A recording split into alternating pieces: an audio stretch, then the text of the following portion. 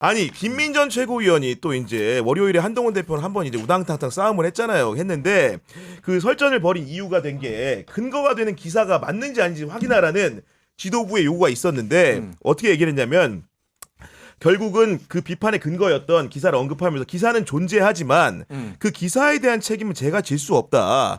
그러면서 결론부터 말씀드리면 비판 근거를 해명하고 사과하라는 요구를 거절한 겁니다. 사실상 거절하니까 한동훈 대표는 또 그 지도부 회의장에서 헛웃음을 짓고 또 이제 불편한 기색을 내비쳤다는 거예요. 이게 계속 이렇게 팝콘 각으로 가고 있는 겁니까 지금? 네. 그러니까 유치해요. 그냥. 그러니까 뭐 모르겠어요. 그러니까 채널A 기사가 그 저기 11월 24일자로 이제 나왔잖아요. 네. 근데 김민전 최고도 어디서 누가 그 얘기를 했으니까 들었는데 싸우려면은 그거를 그 기사를 들고 프린트 해가지고 이렇게 흔들면서 모양을 갖추면서 모양 갖추고 예. 뭐 근거가 뭡니까 하면 그 자리에서 얘기를 해야지. 제가 그거는 또 확인을 해봐야 되고 이게 내가 그 자리에서 검색해서 내가 바로 찾았어. 내가 그래요? 30초 만에 예. 찾았어. 내가 그거 기사 보고. 그러네. 그러니까 너무 무책임하고 준비성도 없고 김민전 최고도 한동훈 대표도 그러니까 네. 이게 약간 싸움닭 같아. 싸움닭 약간. 싸움닭. 그러니까 지금 너무 날이 서 있고 그렇게까지 할 이유가 사실은 이럴 때는 웃으면서 그냥 넘어가도 되는 거고 뭐 그런 기사가 있는데 그거는 뭐 당의 공식 입장이 아니다라고 얘기하면 되는 거 아니에요. 맞아요. 네. 그거를 모든 거를 다 일일이 이렇게 싸우려고 하는 게 참 그러니까 뭐라고 해야 당 대표로서의 어떤 폭넓은 리더십 이런 것들이 정말 없구나. 물론 본인이 워낙 공격을 받고 지금 또 공작이 들어왔으니 자기 입장에서는 좀 날이 서 있는 거는 이해를 가는데 그래도 이렇게까지 하는 게 좀 문제가 있는 거 아닌가 그 생각이 들어요. 예. 그리고 어쨌든 기사가 있었잖아요. 그러면은 네. 사과까지는 몰라도 이거를 인정을 해야 되는 거 아닌가요? 근데 무조건 또 아니라고 잡아떼고 진짜 문제 많아요. 아니 감정의 골이 깊어지다 보니까 사실은 이제 한동훈 대표가 아까 얘기한 대로 이 부분은 내 발언과는 다르다고 말은 했지만 한국일보 보도가 나와서 이제 사람들이 소동이 있었던 거 아닙니까? 여기 기사를 그대로 읽어드리면 네. 최근에 친한계 인사들과의 대화에서 당원 게시판 논란에 대해서 나를 끌어내리려는 용산의 조직적 움직임인 것 같다.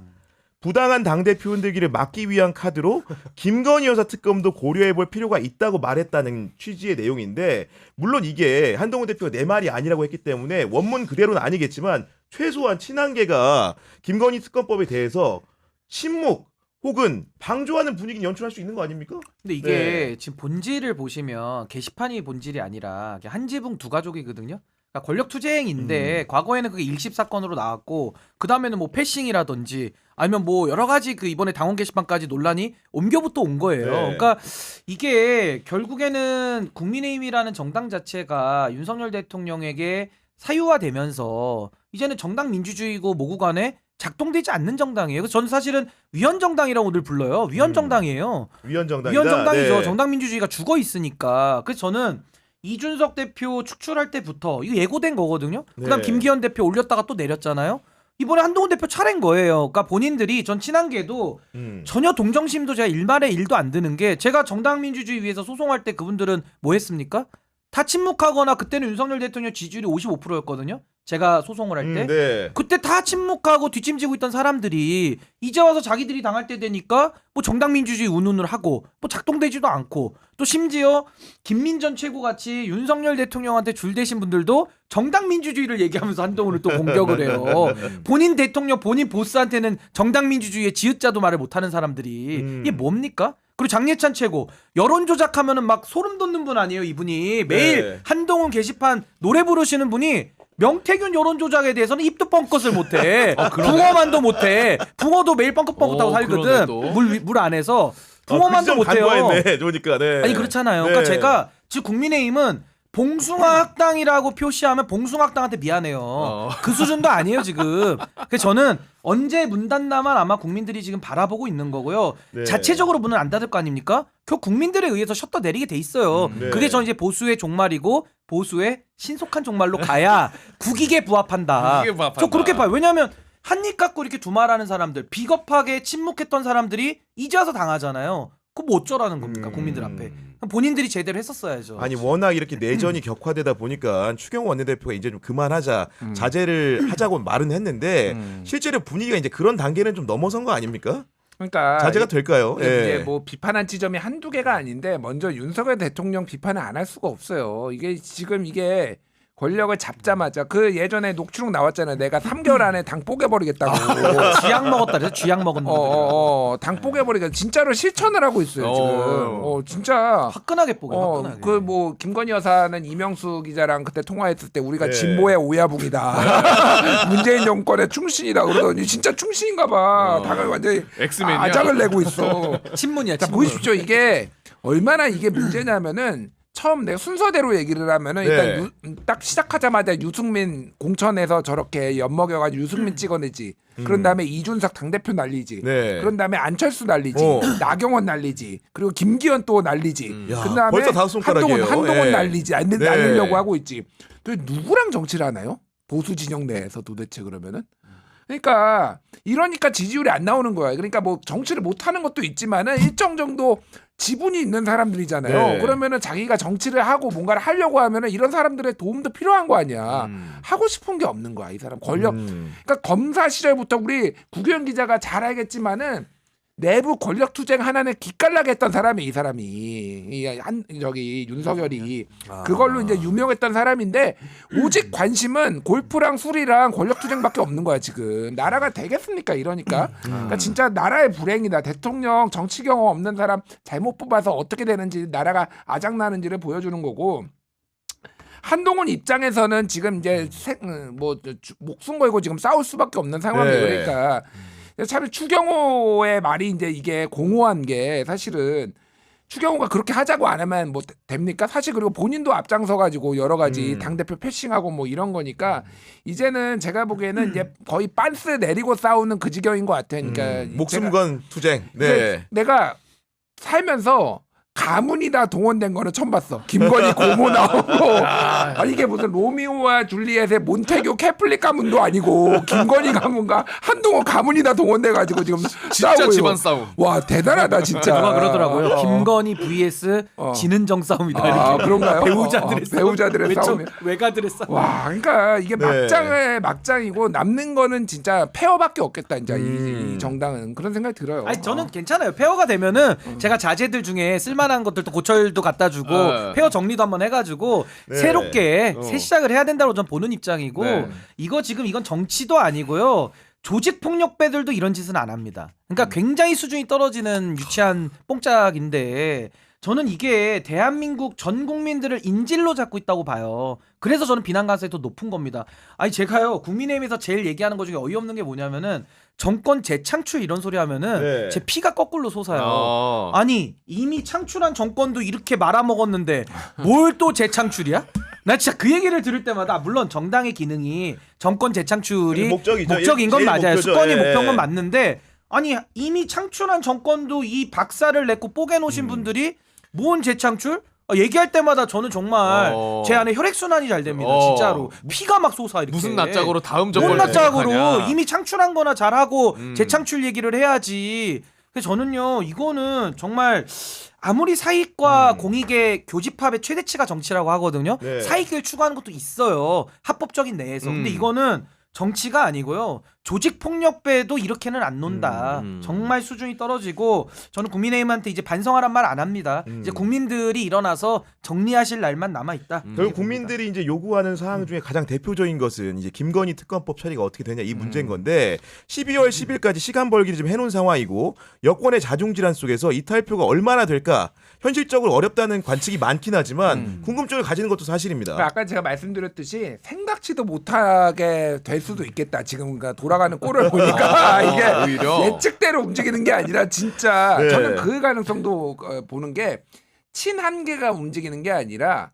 중립적인 인사들 중에서 명태균과 관련이 없는 사람들이 와, 안 되겠다 도저히 그냥 나랑 상관없으니까 네. 이거 빨리 통과시켜버리자라고 움직일 수도 있겠다. 이게 무기명이니까. 네. 그러니까 이제 국힘에서도 지금 내부 분위기가 심상치 않으니까 이거 받아가지고 기표서 안 들어가고 백지 그렇죠. 넣는 네. 거. 방법론적으로. 근데 이거는 예. 진짜 말도 안 되는 얘기예요. 단체 그러니까 기권은. 당연히 재의결은 익명으로 한다라는 거는 법에도 있고 국회의원 개개인의 어떤 헌법 기관으로서 이런 결정을 존중하겠다라는 거잖아요. 이거를 이런 식으로 무력화한다고?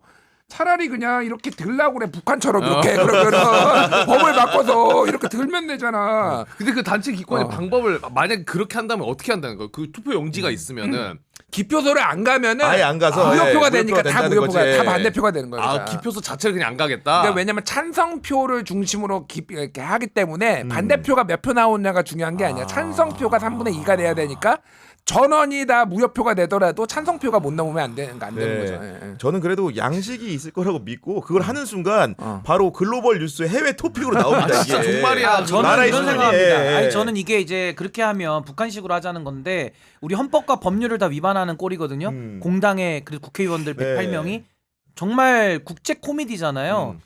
저는 그렇게 오히려 했으면 좋겠어요. 아 차라리 해라. 아. 해서 그냥 이번에 그냥 내가 빨리 고철 주스로 트럭 시동 걸고 있을 테니까 그냥 차라리 발가벗어라. 해서 이번에 그냥 끝을 보자라고 저는 생각도 들고 만약에 그렇게 한다 그러면은 저분들 다 북송해 버려야 된다고 봐요. 그냥 북한에 보내야 돼. 그래서 저는 북한에 보내는 방법도 생각이 났어요. 그냥 오물풍선에다가 우리가 매달아서 보내 그냥. 아니 북한으로 비행선처럼 쫙 떠가지고 한 1000m 고도 1000m 너무 무서우면 안 되니까 1000m 1000m로 해서 안전하게 내려가가지고 평양의 금수산 문화광장인가요? 뭐 그거 있잖아요. 거기 이거 드는 대로 바로 안착시키게. 아 우리 형님 화가 많이 나셨네. 저는요 오물풍선에 매달아서 보내야 된다고 봐요. 우리가 역으로. 근데 문제는 북한에서도 안 받을 수가 있습니다. 야 넘기지 마라. 우리 안 받는다. 그건 저희가 제가 책임지지 못합니다. 많이 났다. 반품은 사절이요. 반품은. 결국 이제 특검이 어떻게 되냐 관심을 갖다 보니까 이게 안 됐을 땐 플랜 B가 뭐가 있냐. 그래서 준비하는 게 지금 상설 특검이잖아요. 오늘 본회의를 열었고 그 관련된 규칙 개정을 통과시켜가지고 대통령이나 그 가족이 수사 대상인 경우에는 여당이 특검 추천을 못하게 지금 만들어 놓은 거 아니겠습니까? 네. 뭐 이것도 이제 또 이제 야당의 폭주다 그리고 이제 꼼수 개정 논란이 있어요. 사실 그러니까 지금 검사 탄핵도 그렇고 논란의 지점이 좀 있을 수 있는 건데 역풍이 안 불어. 민주당에. 그러니까 이것도 마찬가지예요. 그러니까 이게 그러면 막 그 민주당 어떻게 그럴 수가 있느냐라고 네. 하면서 막 언론들이 난리가 나고 막 시민들이 여론조사 해보면은 막 민주당 비판하고 압도적으로 예. 안 나오잖아요. 그러니까 지금 이게 민주당이 무리를 하는 것에 대해서 사람들이 익스큐즈가 다 되는 거예요. 그러니까 그 정도로 지금 민심이 안 좋다. 그래서 제가 이제 나라를 위하면은요 뭐가 됐든 김건희 특검을 그러니까 이거를 거치지 않으면은 한 발짝도 못 나가요. 민주당이라고 그러면은 뭐 그러면 우리는 나라를 위해서 민생을 위해서 김건희 특검은 접고 앞으로 민생에 협조하겠습니다. 이렇게 할 수 있어요? 지지자들 입장에서도 그렇고 정의를 위해서도 그건 그렇죠. 안 되는 네. 거거든요. 안 되는 거예요. 그러니까 그럼 진짜 나라를 생각한다면은 누가 이제 솔로몬의 판결에서 누가 진짜 어머니고 가짜 어머니인지를 좀 보는 거잖아요. 네. 제가 국가를 국정을 볼모로 지금 이렇게 인질극을 벌이고 있다라는 생각이 들어요. 예전에 그 저기 중앙일보 정치부장이 칼럼 썼거든요. 예, 보수 진영 지금 탄핵에 트라우마 가지고 지금 인질극 벌이고 있다고 윤석열 이쪽에서 네. 딱 그거예요 제가 보기에. 그래서 할 거는 하고 좀 털자 진짜. 그리고 국민의힘 특히 이제 중립적인 분들도 좀 고민을 하셔야 될 것 같아요. 이거 언제까지 이렇게 합니까? 나라 망하게 생겼어요 진짜. 왜냐면은 일이 안 되는 거예요. 그렇잖아요. 아무것도 안 이것도 안 돼요, 되는 지금. 상황인데 그러면 상설 특검을 만약에 하게 될 경우에 어떤 안건으로 할 것인가 굉장히 궁금했는데 이재명 대표가 오늘 한국거래소를 방문해서 자신의 휴대전화를 통해서 3부 토건 주식 차트를 보여줍니다. 1,050원에서 5,500원까지 맞아. 5.5배가 올랐다. 주식을 조금만 해본 사람이 보면 주가 조작이 딱 드러난다 이렇게 얘기한 거거든요. 삼설 특검 1호 3부 토건 유력해진 겁니까 그러면? 예. 그러니까 일단은 상설 특검은 그 자체가 갖고 있는 한계가 있기는 있죠. 네. 근데 저는 뭐 상설 특검도 하나의 수단이다 보니까 이건 뭐 개별 법을 또 제정할 필요가 없고 대통령의 거부권을 봉쇄할 수 있기 때문에 뭐 저는 고려해볼 직은 한데 저는 그래도 단서는 그래도 상설 특검 쓰려면요. 좀 명확하게 떨어지는 사건들만 저는 제한해서 해야 된다고 봅니다. 아, 명확하게? 지금 그러니까 예를 네. 들면 주가 조작 도이치 모터스 네. 주가 조작 같은 경우는 전 이미 뭐 재판 기록 공범들 거 다 나와 있고 이건 특검 누가 들어와도 그냥 편안하게 기소할 수 있는 사안이에요. 네. 그 정도만 저는 상설 특검에 제한적으로 맡겨야 된다고 보고 네. 저는 나머지 현직 때 저지른 뭐 무수한 범죄들 뭐 최혜병 특검부터 뭐 김건희 여러 가지 양평 뭐 공천 개입 디올백 많잖아요. 그렇죠. 수두룩 빽빽하게 국가기관이 동원돼서 면죄부를 준 사건들은 저는 민주당도 야당 추천 특검 끝까지 고수해야 된다고 봅니다. 이거를 네. 양보해가지고 거기서는 또 물러나기 시작하면 진실을 규명하지 못하는 또 우를 범할 수가 있어요. 그러니까 저는 기존의 특검의 예에 맞게 하는 게 네. 맞고 상설 특검은 아주 제한적으로 저는 아주 명확하게 똑 떨어지는 것만 전 하는 게 좀 낫겠다라는 생각이 듭니다. 그리고 이제 대통령 관련된 보도도 이제 여러 사안으로 나오고 있는데 오늘 또 이것도 한겨레 신문 보도인데 지난 8월에 윤석열 대통령 여름 휴가를 갔는데 그때 이제 군 골프장을 찾았다. 이게 된 것이고 일자는 8월 8일이고 장소는 충남 계룡시의 구룡대 체력단련장. 안보유가. 휴가 때 골프장 갈 수 있는데 문제는 뭐냐면 트럼프 만나려고 골프 연습했다고 한 알리바이가 또 한 번 이렇게 흔들리게 된 거 아니겠습니까 이게? 아니 뭐 사실 놀랍지도 네. 않아요. 그러니까 이게 저 김병주 의원도 그렇고 언론들이 뭐 최소 7번 갔다라고 했는데 이미 최소라는 말을 썼잖아요. 네. 그러니까 더 추적 중인 게 있었던 거고 하나씩 나오는 겁니다. 그래서 뭐 음. 언제부터 치셨는지는 모르겠는데 이게 모르겠어요. 뭐 저는 제일 걱정되는 게 뭐냐면요. 지금 상황이 이렇게 됐으면은 이 한미 정상회담을 만약에 이제 트럼프하고 이제 추진을 네. 하면은 가장 큰 지상 목표가 골프야. 트럼프하고 골프 치기가 될 것 같아요. 맞아요. 제가 보기에는. 아니, 그러니까 왜냐하면 이렇게 구라를 풀어놨잖아요. 거짓말을 해놓고 그러면 이게 내가 진짜로 트럼프하고 치기 위해 골프 연습을 했다라는 걸 하기 위해 트럼프하고 엄청 잡을 것 같아요. 그러면은 트럼프가 안 쳐줄 수 있어요. 장사꾼이잖아. 그렇죠. 얘네들이 이걸로 매달리는구나 그러면은 자 그러면은 야, 내가 골프 네. 받고 골프 받고 방위비 주둔금 100억 달러 콜 하면은 100억 달러는 그러니까 안 수단과 되고 목적이 전도된 상황. 네. 한 90억 달러만 저희가 드리겠습니다. 이런 식으로 나는 이거 농담이 아니라 정말 보십시오. 맞아. 어떻게 되는지. 이게 굉장히 걱정된다. 솔직히 뭐 골프는 뭐 치든 말든 이제 거의 신경도 안 써요. 네. 솔직히. 그리고 요 아까 전에 주가 조작 그거 얘기를 음. 하자면은 짧게 말씀드려 시간 많지 않으니까. 그러니까 이 정권이 지금 코리아 디스카운트 뭐 얘기를 하면서 이제 코리아 붐업 얘기를 하면서 뭐 네. 이거저거 상속세도 주가 네. 부양하겠다, 상속세도 깎아야 된다라고 하면서 뭐 금투세도 없애고 막 난리를 쳤잖아요. 근데 가장 그 시장에 어떤 뭐 영향을 주는 거는 이 시장이 정말로 우리가 투자할 만한 가치가 그러니까 어떤 그런 안정성이 있느냐잖아요. 네. 그런데 지금 주가 조작 의심되는 것만 옛날에 벌어진 거지만 김건희 도이치모터스 주가 조작으로 지금 나라가 이 꼴이지. 네. 그리고 지금 3부 체크하고 해가지고 네. 지금 3부 지금 그러니까 방식이 똑같아요. 용산에서 데리고 가. 우크라이나 재건 사업에 3부 토건 데려가가지고 그때 치고 빠지는 거 그때 하나가 있지. 안혜리 논설위원이 중앙일보 안혜리 논설위원이 예전에 제목이 뭐냐면은 대통령실은 왜 히림을 보고만 있나라는 건데 쉽게 얘기하면 히림이 지금 웬만한 거 싹쓸이하고 있거든요. 코바나 콘텐츠 후원했던 데인데 여기가 뭐냐면은 해외 순방을 가는데 히림 종합 건축 사무소를 데려가 왜 데려가는지 모르겠어. 사실은 삼성 뭐 LG 이런 데도 아니고 네.